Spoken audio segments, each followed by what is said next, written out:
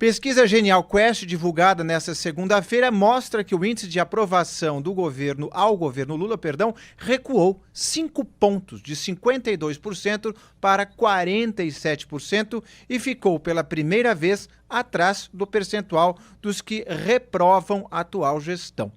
Segundo o levantamento, 49% agora dizem desaprovar a atuação do presidente, 2 pontos a mais do que o índice dos que aprovam.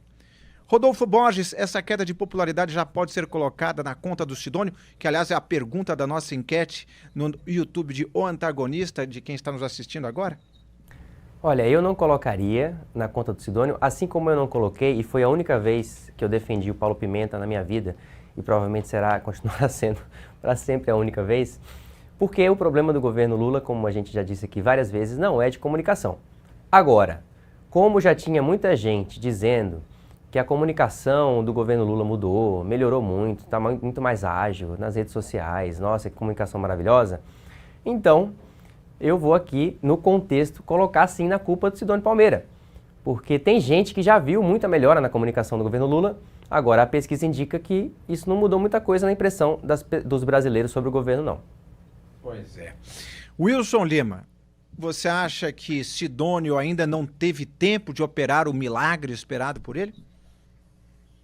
Então, nesse ponto eu vou discordar parcialmente do colega Rodolfo Borges, que eu vou abrir um pequeno voto, vou dar uma modulada no voto, utilizando uma metáfora de ministro do Supremo Tribunal Federal. Acho que não teve tempo ainda de ele fazer alguma coisa. Mas o grande problema do governo Lula é o próprio governo Lula. Ô Magal, vamos colocar na tela, por gentileza, aí o primeiro gráfico sobre a pesquisa, só para a gente complementar aqui a análise, porque a aprovação do trabalho do que o presidente Lula está fazendo, você teve uma queda de 52 para 47 e as pessoas que desaprovam o governo, né, o percentual subiu de 47 para 49. Deixa eu colocar o gráfico 2 na tela, por gentileza, que tem uma segunda arte, que está aí a avaliação. Né? Hoje você tem 37% de pessoas que aprovam, 28% que desaprovam e 31% que ainda tem uma avaliação positiva. Tem um detalhe interessante desse gráfico, e se puder trazer para cá eu agradeço, porque é o seguinte, você pode observar que desses 31% das pessoas que ainda acham o governo bom, coincide mais ou menos com aquele patamar do petista raiz. Aquilo que eu falo, você tem dois polos, petista e o camarada bolsonarista. Então, assim, um terço para um terço para outro, e o centro ali já abandonou o presidente da República. Isso é preocupante, tá? Isso é preocupante. Eu conversei hoje pela manhã com alguns integrantes do Palácio do Planalto e vou até escrever um texto mais tarde, e tem uma questão que, de fato, os integrantes do Palácio, eles ficaram ali assustados, porque essa crise do Pix, ela, de fato, impactou principalmente no camarada que ganha até 5 salários mínimos e no cidadão do Nordeste, que é o camarada que vive de subemprego. Tem um terceiro slide, que eu acho que é o que fala sobre o Pix, que ele também dá a dimensão dessa crise de imagem provocada pela portaria, pela instrução normativa da Receita Federal. 66% das pessoas ouvidas pela Genial Quest apontam que o governo Lula errou mais do que acertou. Então, por que eu estou trazendo esse dado aqui? Isso mostra especificamente, meus caros colegas, pelo menos aqui, eles indicam que não tem propaganda que conseguiria resolver uma crise provocada pelo próprio governo. E se eu fosse colocar um responsável por essa crise do governo Lula, pode trazer para cá, é o próprio governo Lula. Então, assim, gente, o Sidônio pode se pintar de palhaço, pode fazer o que quiser, pode, sabe, acender uma vela para... Como é que é o nome lá do santo das causas impossíveis, gente do céu? Agora eu não vou conseguir lembrar aqui no ar. Mas pode acender vela para santo, pode fazer o que quiser. Definitivamente não vai ter condição de fazer muita coisa. De novo, porque o problema do governo Lula, nesse momento, é o próprio governo Lula. E só para fechar, para entregar para vocês, pregar para São Paulo, tem outro detalhe que é importante que a gente diga. Não se faz mudança em governo que não reconhece erro. Vale para governo, vale para a vida. Se você erra, reconheça o erro e corrige. É simples. Hoje pela manhã eu vi aqui alguns analistas sobre essas pesquisas e o governo Lula fala, não, mas a culpa é da fake news. Viramos vítimas da fake news do Nicolas Ferreira. Meu amigo, você errou. O governo errou na instrução normativa da Receita. Enquanto o governo não parar para refletir sobre os próprios erros, não vai ter Sidônio, Palmeira, Jesus Cristo, o despacho de macumba que dê jeito.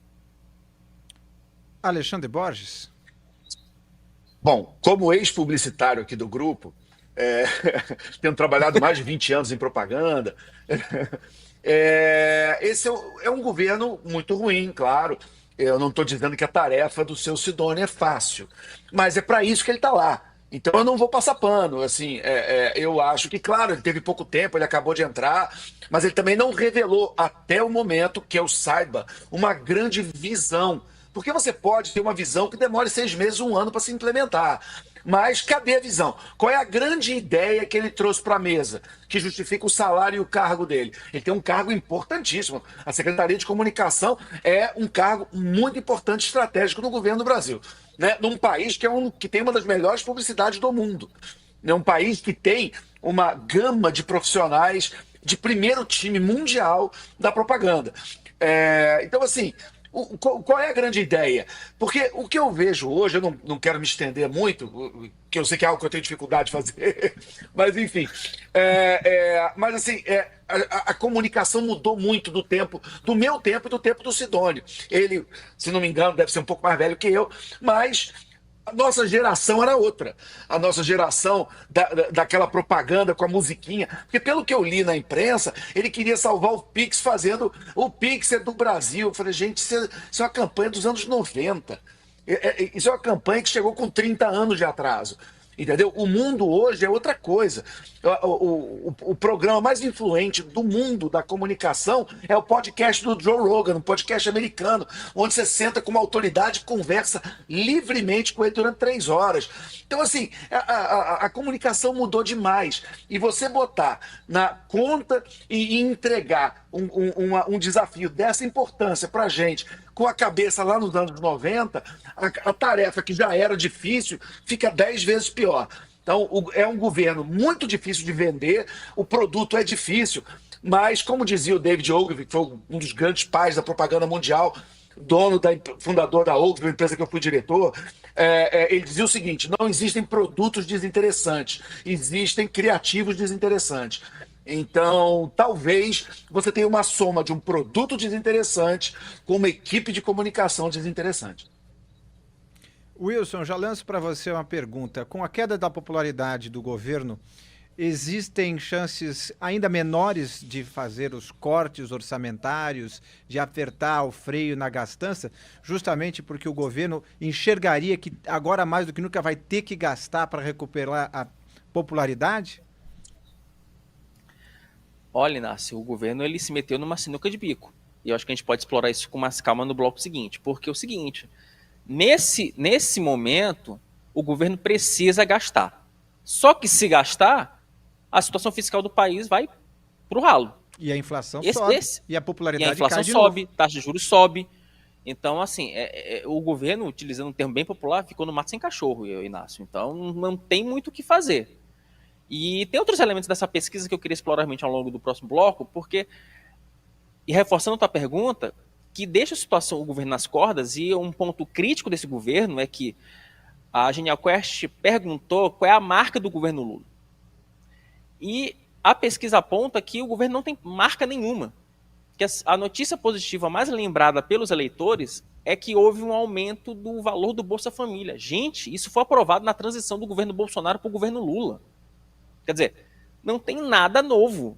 Então, porque você essas junta, alturas, esse reajuste já foi comido pela inflação, que está subindo. Já foi comido pela inflação, exatamente. Então, e detalhe, né? Foi um reajuste aprovado numa PEC de transição, quer dizer, que você que estava diretamente linkada ao arcabouço fiscal, então, como o governo não cumpriu o arcabouço fiscal, o aumento do Bolsa Família não fez efeito absolutamente nenhum. Ou seja, quer dizer, está tudo errado. O governo precisa apresentar uma marca urgente para a população. E sem dinheiro para apresentar uma marca urgente, vai ter que sair uma ideia do céu para conseguir salvar. E aí, outros elementos que a gente pode explorar no bloco seguinte, você tem de fato uma marca, você tem de fato uma ferida exposta, aberta no coração do Palácio do Planalto. E amigo, e ferida aberta num mundo polarizado, é sangue para tubarão. É fato, a oposição vai em cima e vai ter discurso, vai ter possibilidade de botar gente na rua e o governo fica cada vez mais acuado. Na semana passada, o Kataguiri até falava algo que eu concordo com ele plenamente. Quanto mais o governo precisar acertar, maior é a chance do próprio governo errar. Então, imagine que situação.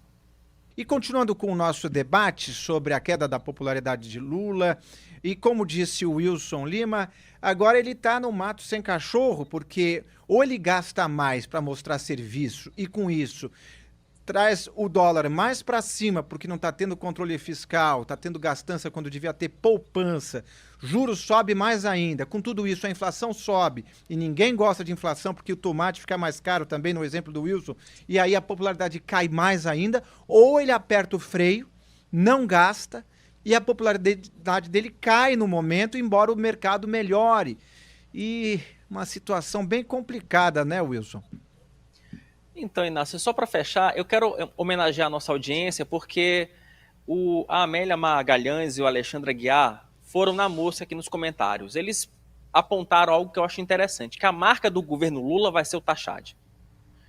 O governo Lula tem duas marcas, Taxade, e essa pesquisa Quest aponta uma outra marca negativa, a falta de confiança. Segundo no levantamento, debaixo do Pix, a segunda notícia mais negativa do governo Lula é a sensação de que esse é um governo que não cumpre aquilo que prometeu. É um governo que prometeu picanha, prometeu cerveja, prometeu uma vida melhor para o brasileiro. Hoje o brasileiro é obrigado a lidar com a possibilidade de ter que comprar uma carne vencida, como foi aquela ideia do Rui Costa, que chegou a ser suscitado e morreu no nascedouro. E também tem que lidar com aumento do custo de vida, aumento da inflação, com o tomate mais caro, com a picanha no valor lá nas alturas. Então, essa é a marca do governo. Então, meu amigo, um governo que já teve que lidar com uma marca negativa da corrupção, logo de cara, logo na abertura, tentar desfazer essa marca, agora vai ter que gastar 2 anos para desfazer essa marca de que é um governo que taxa, pobre principalmente, ou que é um governo que não cumpre aquilo que faz. De novo, Inácio, é um cenário muito, muito ruim para esse governo. E aí, amigo, levanta-se a possibilidade de que o Lula não se candidate em 2026, que ele aproveite aí a saúde frágil e fala assim, não, já deu, para mim já deu, vou para a próxima, vou ficar quietinho, vou descansar aqui com a primeira-dama Janja. Lembrando que não existe nenhum nome forte para a sucessão de Lula junto ao PT, né? O nome do Haddad, que seria em tese o maior, é um que justamente sofreu com o Taxade e é uma situação bem delicada. Rodolfo Borges e depois, Alexandre, se você quiser também participar, como é que vocês veem essa questão? Vocês acham que existe um número mágico? Olha, se a popularidade do Lula cair abaixo de tal patamar, ele solta a toalha de não concorrer à reeleição, ou não existe um número mágico porque sempre pode voltar? Número mágico, acho que não, mas o cenário vamos resumir o seguinte. O governo teve 2 anos para fazer a sua popularidade e depois, ou não perder tanto essa popularidade e, como o Lula prometeu, colher os frutos ali ao longo dos 2 anos. A questão é que se desgastou muito, apesar de ter aquecido a economia muito, e aí colheu, a gente pode dizer isso, né? O governo Lula colheu a menor taxa de desemprego da história, celebrou isso e tal, mas isso não fez o efeito esperado, não trouxe essa satisfação que eles imaginavam que ia trazer. E junto com isso, trouxe um fardo muito grande, que é a inflação, para a qual o governo colaborou, gastando muito, mas também o presidente Lula especificamente, ao colocar em dúvida toda hora o Banco Central do Roberto Campos Neto. Então, o Lula dificultou o trabalho do Banco Central ao longo desses 2 primeiros anos e aí pôs agora no comando do Banco Central alguém que seria, e aí é o discurso do Lula que leva a isso, que leva a essa interpretação, alguém que iria lidar, iria comandar o Banco Central do ponto de vista político. Não é até agora, porque a primeira reunião do Copom do Gabriel Galípolo, que é quem o Lula indicou para comandar o banco, vai ser nessa semana e já está contratado um aumento de 1 ponto percentual nos juros. Isso foi feito ano passado exatamente para proteger o Galípolo das suspeitas de que ele agiria politicamente no comando do Banco Central. Então, assim, o cenário todo que o próprio governo Lula criou é uma armadilha que eles vão colher agora. Essa é a questão. O que vai colher agora? A armadilha que o Lula montou ao longo desses 2 anos. Então, é muito difícil imaginar que essa popularidade, que era para ter sido, pelo menos machucada ao longo desses 2 anos, vai aumentar nos próximos 2 anos. A tendência é de que ela caia ou fique ali onde o Wilson falou, que é mesmo o nível do petismo. Então, nesse cenário, imaginar que o Lula vai sair candidato vai ficando cada vez mais difícil. A gente destaca, inclusive, no Antagonista hoje, esse boletim médico que foi publicado, em que libera o Lula para viagens, depois da operação que ele fez por conta daquele hematoma na cabeça, por causa da queda. Essa liberação ela veio 43 dias depois da alta hospitalar. Essa alta hospitalar para a qual a gente chamou a atenção de que parecia que era prematura. Tiraram ele do hospital antes para mostrar que ele tem vigor e tal, mas o fato é, além de todos esses problemas políticos, o Lula tem 79 anos e demonstrou fragilidade nas últimas semanas. Então, assim, se eu tivesse que apostar, e eu não aposto, eu diria que não só o Lula ele não vai concorrer em 26, como possivelmente ele pode dar um jeito de sair antes. Porque a popularidade está péssima. E um homem que saiu da presidência da República com 80% de popularidade, já, e voltou para a presidência na tentativa de recuperar algo desse prestígio, como é que ele vai até o final do governo se ele está com 30 agora e a tendência é de que piore? Difícil. Pergunta difícil. Alexandre, você acha que... Sim, eu queria até fazer uma pergunta. Você acha que o PT pode lançar uma candidatura por sacrifício, justamente sabendo que não vai ter chance em 2026, por exemplo? Talvez o PT não tenha chance de opinar, né? Se o Lula falar não concorro, não concorre, né? A decisão é do Lula. E eu concordo com o Rodolfo que hoje a chance do Lula concorrer não é grande. Eu acho que ele é um cara inteligente, ele sabe que ele tinha essa coisa de sair da cadeia e ganhar a eleição para presidente, isso ele já fez, né? Ele está no seu 3º mandato para presidente. Ele vai poder dizer na cabeça dele, para os apoiadores dele, que ele tem essa vitória, vamos dizer assim, na cabeça dele ele repete que ele foi preso injustamente e que saiu da cadeia e foi lá e ganhou uma eleição que pela primeira vez um presidente sentado na cadeira de presidente se candidata à reeleição e perde. Então, o Lula provavelmente é o brasileiro que recebeu mais votos na história do Brasil, né? Se você somar os votos que ele recebeu nessas 3 eleições que ele venceu, não estou nem falando das que ele perdeu, né? Porque ele participou de muitas. Mas se você somar as 3 eleições que ele ganhou, sendo inclusive a última, algo como 60 milhões de votos, talvez seja o brasileiro que mais recebeu voto na história do país.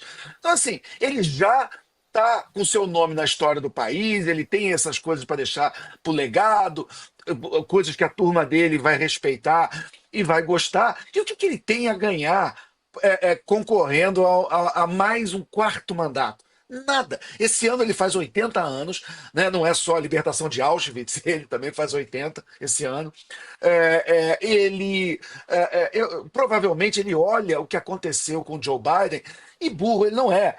Quer dizer, ele viu que o Joe Biden foi praticamente tirado num golpe branco de Estado e chutado para fora e terminou de uma maneira triste, né? Senil, fraco, com problemas cognitivos evidentes. Então, assim, será que o Lula quer terminar a história política dele do jeito do Joe Biden? Porque vai que, de uma maneira improvável, ele concorra e ganhe um 4º mandato. Eu acho isso muito improvável. Mas vá lá aqui para o argumento e para a discussão. Como ele vai estar de saúde aos 84? Entendeu? Como é que vai ser esse 4º mandato? Quer dizer, que tipo de história que ele vai botar no último capítulo político da vida dele? Eu acho que ele está botando... E o que a gente escuta nos corredores de Brasília, né, Wilson? É que ele realmente está vendo que para ele não é bom negócio. Então hoje, provavelmente, ele provavelmente pode botar a culpa na saúde, em problema, pode arrumar um laudo, pode meter o atestado, né, que é a expressão que se usa, né? Meter um atestado e não participar da eleição do ano que vem. Wilson, porque tudo que o Lula não quer tudo que o Lula não quer é ser derrotado nas urnas. Ponto. Se ele perceber que é um cenário ruim para ele, ele vai utilizar a saúde como subterfúgio para não encarar uma disputa eleitoral. É muito simples. E eu já pergunto para você mesmo, Wilson, você acha que caso ele perceba que não é o momento para ele sair candidato, que ele não vai ter força eleitoral, ele pode sair e o PT apoiar outro nome, ou teria que ser alguém do PT mesmo que sabidamente não tenha chances eleitorais justamente pela rejeição do governo atual deles? O PT é um partido hegemônico, o PT parte para o sacrifício. Eles podem inventar uma Gleisi Hoffmann para uma disputa presidencial, mas eles não vão largar o osso. Então, isso faz parte do partido, faz parte do DNA do PT. Então, não dá para... Wilson. Assim, mas mesmo o Lula fora, não tem chance de eles apoiarem absolutamente ninguém. Eu só queria convidar quem está acompanhando a gente para dar uma olhada de uma matéria que a gente publicou hoje no site do Antagonista. E a gente trouxe uma matéria que saiu na Economist, onde a Economist pergunta: o PT sobrevive sem o Lula? E lá tem uma análise da revista, dessa tradicional revista britânica, onde eles discutem alguns nomes, o Haddad, Tabata Amaral, entre outros, Guilherme Boulos e tal.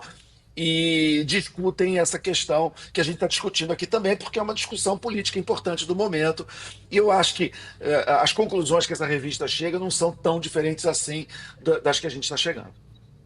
Pois é, enfim, tá aí o convite do Alexandre Borges para essa matéria, uma matéria relevante justamente porque com a popularidade do Lula em baixa e ele sendo o maior nome, talvez até o único grande nome nacional do PT, fica sem alternativas dentro daquele partido de um nome forte.